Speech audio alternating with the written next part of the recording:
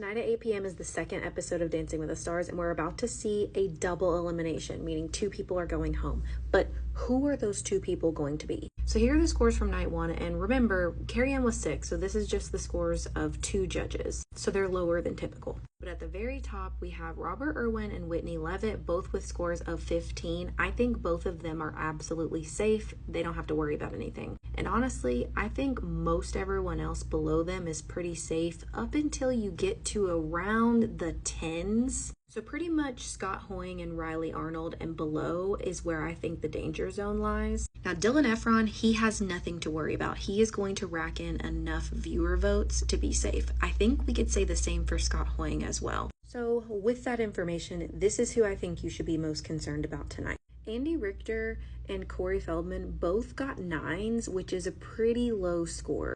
Baron Davis and Jordan Childs both got a 10, which is only 1 point higher than a 9, so I don't know that the actual judges' score is going to help them that much. This is going to come down to our votes. And if you ask me, if we have to lose 2 people, I think we definitely lose Baron, and then I think it's going to be a toss-up between Jordan and Andy Richter. I actually think that Corey Feldman is going to be safe because he's gonna bring in those 90s babies votes, okay? I just don't know how many people Andy Richter is going to get to vote for him. Jordan Childs, she's probably going to be able to get the people that were like big into watching the Olympics votes. However, this is not the same as like Ilona last year. She was coming right off the height of her Olympic season. We've had some time to let that settle and fizzle out a little bit. And Baron Davis, I'm gonna be honest with you, I didn't know who this man was. I'm sorry to that man.